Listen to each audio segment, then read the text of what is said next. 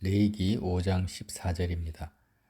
여호와께서 모세에게 말씀하여 이르시되 누구든지 여호와의 성물에 대하여 부지 중에 범죄하였으면 여호와께 속건제를 드리되 내가 지정한 가치를 따라 성소의 세겔로 몇 세겔 은에 상당한 흠없는 순양을 양떼 중에서 끌어다가 속건제로 드려서 성물에 대한 잘못을 보상하되 그것의 5분의 1을 다하여 제사장에게 줄 것이요 제사장은 그 속건제의 순양으로 그를 위하여 속죄한 즉 그가 사함을 받으리라.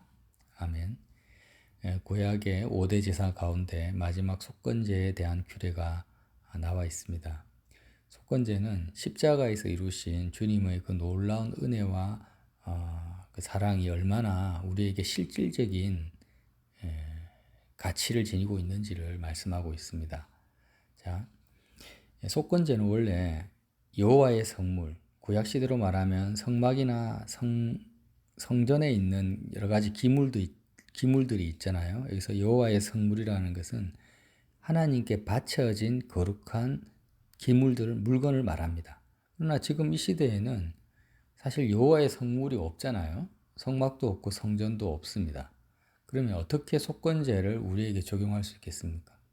사실 하나님 입장에서 가장 하나님께 바쳐진 성물은 뭐냐면 우리 자신의 몸입니다. 몸. 우리 자신의 몸과 마음, 사람이라는 거예요. 그래서 하나님의 선민이 너희 몸을 거룩한 산 제사로 드려라 하셨기 때문에 나 자신이 여호와의 성물이라는 거예요. 하나님께 속한 자인데, 그런데 속건제는 이 성물에 대하여 범죄하였을 때 하나님께 피해 보상을 하는 것입니다.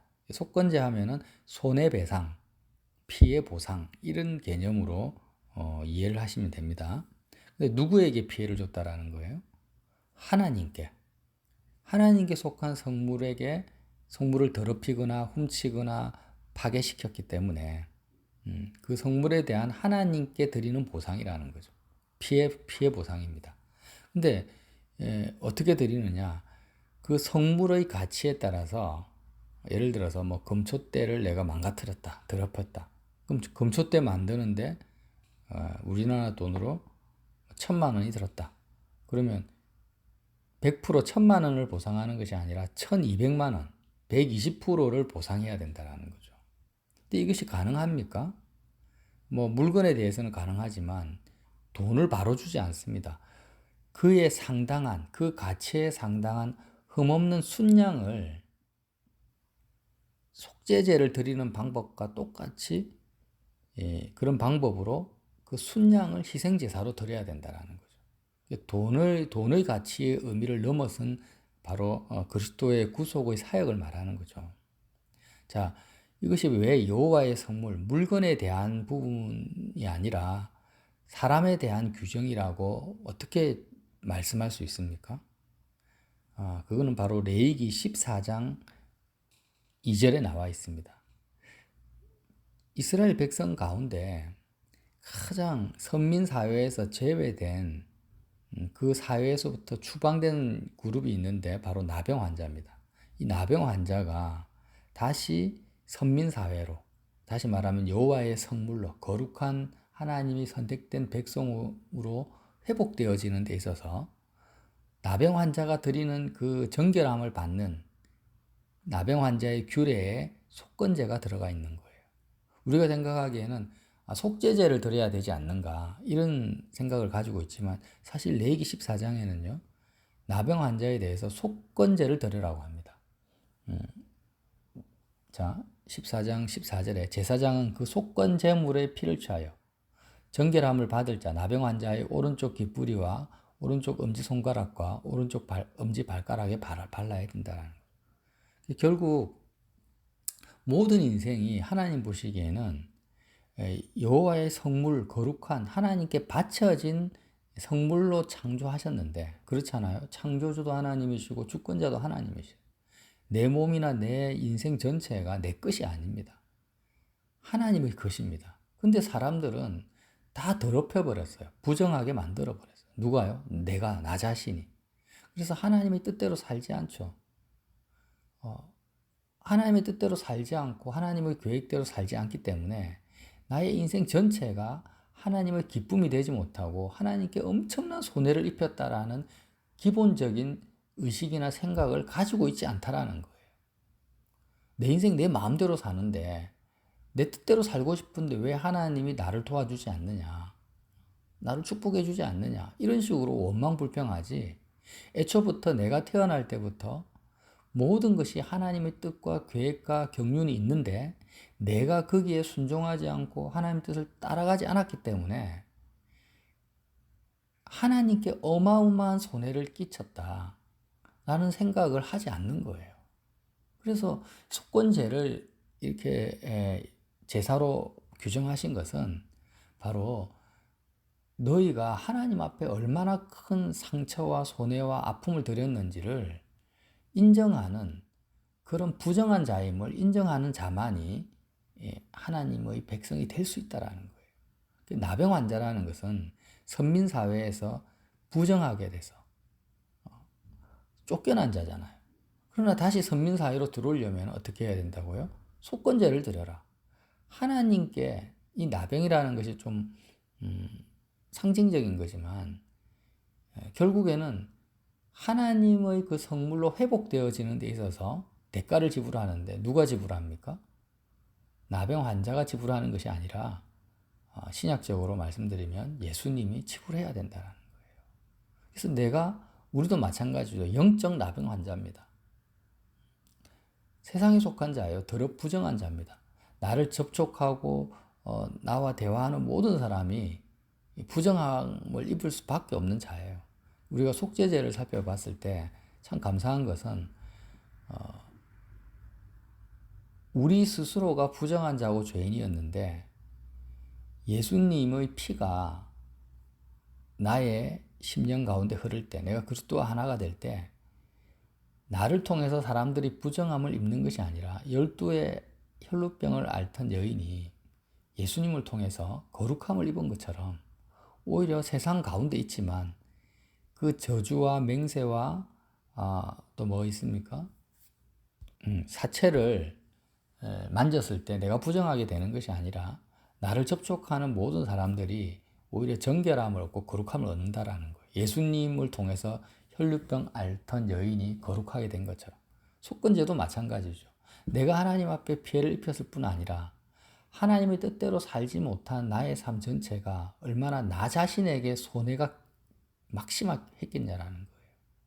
예를 들면 60, 70 되어가지고 이제 예수 믿은 사람보다 정말 다윗처럼 어릴 때부터 예수님을 믿고 하나님의 뜻을 쫓아서 살아왔다면 한 사람 한 사람 인생이 지금보다 얼마나 더 풍요할 것이며 놀라운 삶의 지금의 나가 되었겠냐라는 거예요.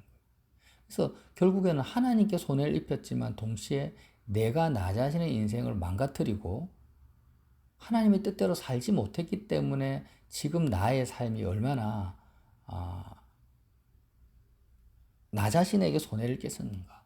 그리고 나로 말미암아 얼마나 많은 사람들이 어마어마한 손해를 입었는가.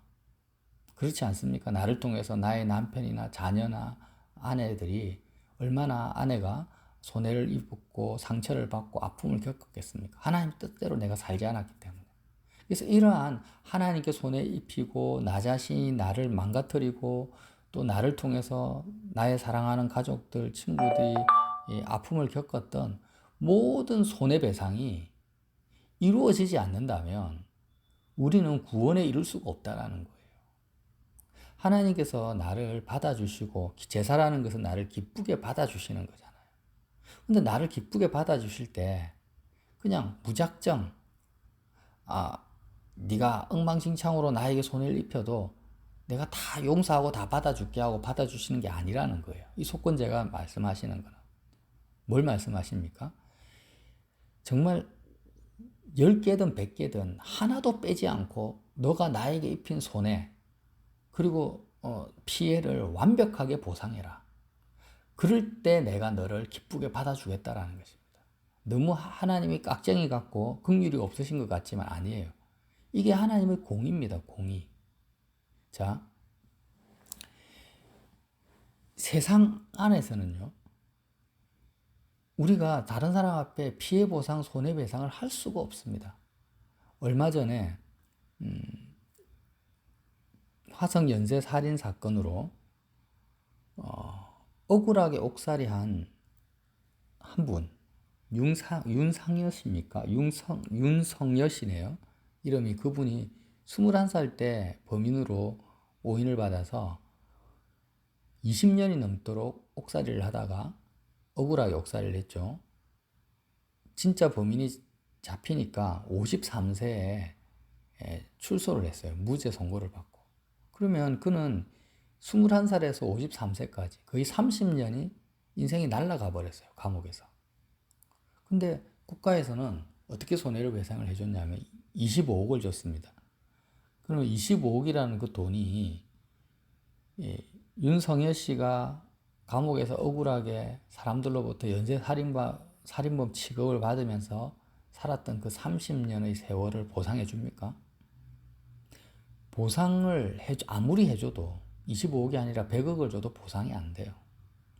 세월호 사건에서 자녀를 잃은 그 유가족들이 정부에서 보상금을 수억을 준다고 해서 보상이 됩니까? 일본 위안부 할머니들이 일본 수상이 와서 잘못했다고 빈다고 보상이 되겠습니까? 그의 지나간 세월과 인생과 아픔들이요. 그러니까 이 세상에는 법으로 손해배상이다, 피해 보상이다라는 규정들이 있지만 정말 약한 거 말고요. 간단한 거 말고 인생의 쓰라린 고통과 아픔에 대한 피해는요. 물질로도 그 무엇으로도 보상이 안 되는 거예요. 그 보상이 안 되기 때문에 뭐가 없습니까? 용서가 없어요. 용서가 없고 화해가 없고 화목이 있을 수가 없는 것입니다. 자, 그러면 우리가 하나님께 입힌 보상, 내가 하나님의 뜻대로 살지 못하고 배신하고 하나님의 원수로 세상과 짝하여 살았던 나의 지나간 세월에 대한 하나님에 대한 피해 보상은 도대체 어떻게 이루어질 수 있단 말입니까? 이루어질 수가 없는 거예요. 우리가 아무리 노력하고 애쓰고 거룩하고 정결하게 나를 하나님 앞에 드린다 해도 하나님 입장에서는 피해 보상이 되지 않고 내가 내 인생을 바라볼 때도 나 자신에게 피해 보상이 되지 않고 특별히 주변 사람들에게 나를 통해서 피해를 입은 사람, 나도 마찬가지죠. 누군가가 나에게 피해를 줬습니다. 나를 사기치고 나에게 상처 줬어요. 근데 내가 억지로 용서할 수도 있죠. 인내심을 가지고 긍휼을 막 품어가지고. 그러나 진정으로 내 마음이 속이 시원하게 정말 정죄하는 마음 하나도 없이 용서한다는 것이 거의 불가능하다라는 거예요. 온전한 보상이 안 되기 때문에. 히틀러가 유대인을 600만 명을 학살을 했어요. 유대인 입장에서는 히틀러가 용서하고 빈다고 해서 과연 그들의 마음의 상처나 아픔이 회복이 되냐고. 안 된다라는 것입니다. 그래서 세상이 왜 지옥과 같은가? 왜 세상이 용서가 없고 사랑이 없고 화해가 없는가? 결국에는 속건이 안 되기 때문에. 손해배상 피해보상이 안 되기 때문이에요. 그런데요, 인간의 이성으로도 우리의 어떤 마음으로 이것을 계산적으로 이해할 수는 없어요. 하지만 성경에 분명히 기록되어 있잖아요. 우리 이걸 믿어야 되는 거예요. 뭘 믿습니까? 십자가에서 예수님이 어린 양으로서 죽으셨는데 그 구약의 5가지 제사가 바로 십자가의 그리스도의 죽음의 공로를 나타내는데 놀라운 것은 속건제가 이루어졌다라는 거예요. 속건이 이루어졌다. 이걸 정말 우리가 믿어야 되는 거예요. 이걸 믿지 못하면 예수님이 십자가에서 죽으신 내가 다 이루었다라는 주님의 말씀을 내가 안 믿는 거예요. 능력을 믿지 않는 것입니다. 그래서 예수님께서 부자가 천국에 들어가는 것이 낙타가 바늘 구멍 들어가는 것보다 더 힘들다. 사람으로는 불가능하다라는 말이죠. 사람으로는 내가 하나님께 피해 보상하는 것도 불가능하고 내 인생을 회복하는 것도 불가능하고 주변 사람에게 피해를 입힌 것, 나에게 피해를 준 사람에게 피해 보상 받는 것도 불가능합니다. 사람으로는 불가능해요. 그러니까 용서도 없고 화목도 없습니다. 어떻게 가능합니까? 하나님의 공의가 온전히 성취되어지는 것이 가능한데 십자가에서 그것이 주님이 이루셨다는 거예요. 이성으로 이해할 수 없습니다. 이건 창조주 하나님, 없는 것을 있게 하시고 시간과 공간을 초월하시고 모든 것을 새롭게 재창조하실 수 있는 하나님의 능력만이, 사랑만이 합력하여 모든 것을 선을 이룰 수 있다고 성경은 기록하고 있는 거예요. 그래서 이 속건제의 의미를 내가 받아들일 때, 그렇구나, 주님이 나에게 내가 하나님 뜻대로 살지 못하고 하나님께 입혔던 그 모든 피해를 주님이 십자가에서 나 대신에 100%가 아니라 120%의 피해 보상을 하셨구나.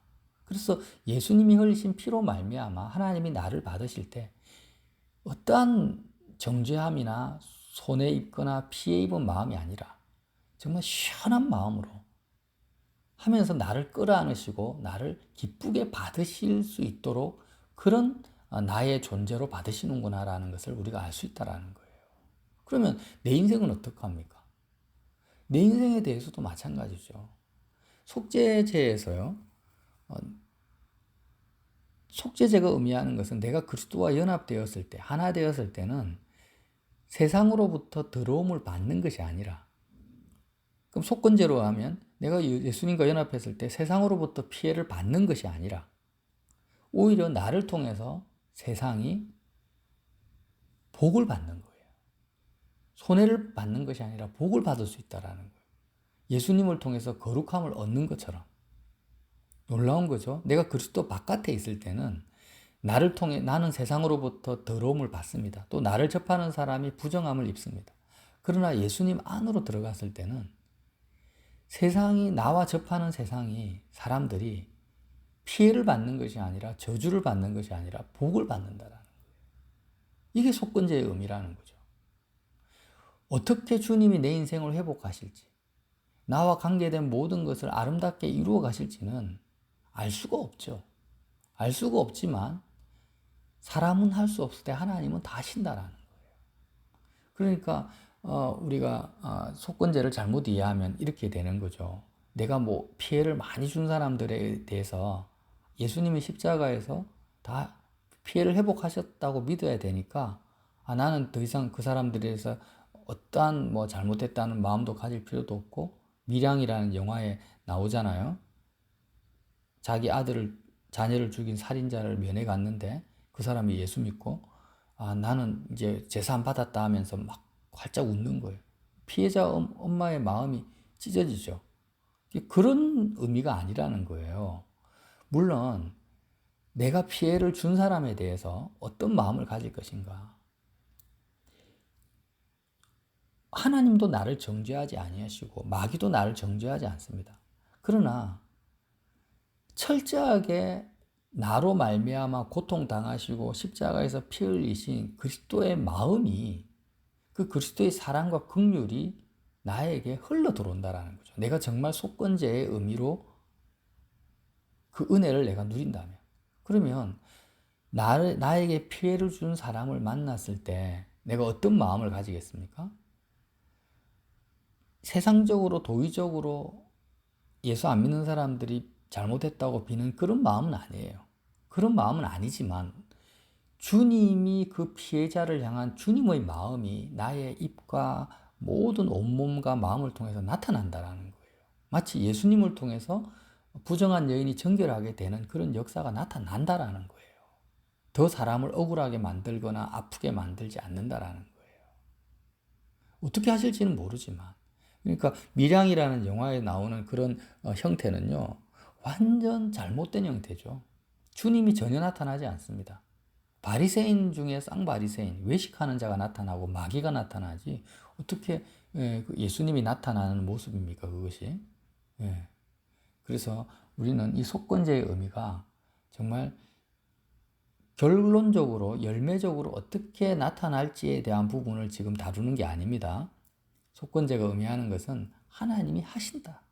정말 너의 몸을 산제물로 그리스도와 함께 내어드릴 때 예수님은 십자가에서 너의 모든 인생에 대한, 하나님에 대한, 너 자신에 대한, 또 사람들에 대한, 이웃에 대한 모든 피해 보상을 주님이 다 하셨다. 다 이루셨다. 너가 이것을 믿느냐? 이 십자가에서 이루신 그리스도의 놀라운 은혜와 공로를 너가 정말 믿느냐? 그러면 날마다 나와 함께 연합하자. 이 의미라는 거죠. 인간으로서는 할 수가 없습니다.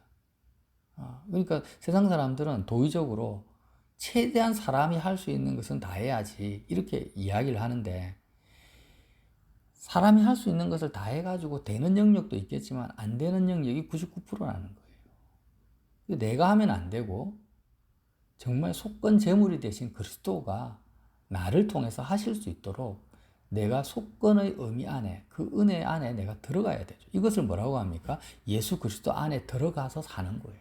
그러니까 예수님 안에 있을 때는 속건의 의미가 나에게 이루어지지만, 그리스도 밖에 있을 때는 나라는 존재는 뭐라는 거예요? 나병 환자와 같다라는 거예요. 나병 환자는 저주받은 존재고 선민 사회로부터 쫓겨난 존재고 자기 인생이 망가졌고 하나님으로부터 버림받고 사람들로부터 부정함을 입히는 저주받은 존재라는 것입니다. 이것이 바로 그리스도 예수 밖에 있는 선민이다. 나병 환자다. 그래서 나병 환자가 거룩함을 입으려면 뭐 어떻게 해야 되고요? 속건을 통해서 선민사회 안으로 들어오듯이 바로 모든 피해 보상과 손해배상을 하시는 그 그리스도의 은혜 안으로 너가 십자가를 통해서 들어와라. 그러면 이론적이고 이성적으로만 이루어지는 것이 아니라, 정말 극단적으로 말씀을 드리면 히틀러 같은 사람이 유대인을 600명을 학살을 했습니다. 그러나 정말 그가 회개하고 예수 그리스도 안으로 들어간다면 알 수가 없죠. 그러나 600명이 그 피해 보상을 주님이 하신다라는 거예요. 히틀러의 그 어마어마한 그 죄악을 주님이 다 사하신다라는 거예요. 어떻게 그것이 공의롭냐라고 누가 묻는다면 다시 되물어보죠. 600명의 그 생명이 귀합니까? 하나님의 생명이 귀합니까? 그 값이 어떤 게 귀하냐고요. 600명이 아니고 60억의 인간의 생명보다 하나님의 가치가 더 크다라는 거예요. 창조주시니까. 그러니까 창조주 자신의 생명의 값을 지불했기 때문에 속건이 되지 않을 것이 없는 것입니다. 속건이 되지 않는 것이 없어요. 만약에 70년 동안 알코올 중독자로 살다가 오늘 예수님을 정말 믿고 그리스도의 속건 안으로, 십자가 안으로 들어왔습니다. 어떻게 하실지는 모르지만 그가 70년 동안 살았던 망가진 인생이 예수님 안에서 회복되어진다라는 거예요. 하나님이 어떻게 하실지 몰라요. 우리 을 믿어야 됩니다. 그리고 그가 자신의 인생을 되돌아봤을 때 여태까지 원망하고 불평하고 지옥 같은 인생이 그 사람의 시각과 마음에는 모든 것이 하나님의 은혜고 감사고 긍휼이었음을 경험하게 되고 실제로 경험하게 되고 온전한 감사를 드릴 수 있는 마음이 된다라는 거예요. 그래서 이 십자가의 은혜는 우리가 상상할 수도 없고 측량할 수도 없고 예측할 수도 없는 겁니다. 우리가 이때까지 번제, 소제, 화목제, 속제제, 그리고 마지막 속건제의 의미를 살펴봤습니다. 속건제야말로 속죄 안에 포함되어 있지만 주님이 다 이루었다라는 십자가의 그 놀라운 사역의 결정판입니다. 그러니까 저와 여러분이 이 속건제의 의미가 정말 우리의 삶 가운데 온전히 성취되어지는, 하나님께 입힌 피해 보상, 나 자신의 인생에 대한 손해배상, 이웃에 대한 피해를 받고 손해를 입힌 것들, 나에게 손해를 입힌 사람들이 있잖아요. 그런 사람들에 대한 용서가 어떻게 이루어질 것인가? 내가 억지로 용서하는 것이 아니에요. 예수님 안에서 이제는 더 이상 그들이 나에게 손해를 입힌 것이 아니라 오히려 그들을 통해서 하나님 나에게 복을 주었구나라고 내 마음이 바뀌어버리는 거예요. 그리고 앞으로 살아갈 때도 예수님 안에 머무르면, 내가 그리스도 안에 있으면, 속건 안에 있기 때문에 그 누구도 나에게 피해를 입힐 수 없는 것입니다. 요셉의 형들이 요셉을 팔았지만 오히려 하나님은 합력하여 요셉에게 복을 준 것처럼 예수 안에 있는 것이 이런 능력이 있다라는 거예요. 그래서 주님은 나의 산성이요 방패요 나의 구원의 병거가 되시는 거죠. 그래서 십자가 안에 머무르는 것 얼마나 좋습니까? 번제, 소제, 화목제, 속죄제, 속건제의 의미가 전부 어디에 있습니까? 십자가의 예수님 안에 다 있는 것입니다.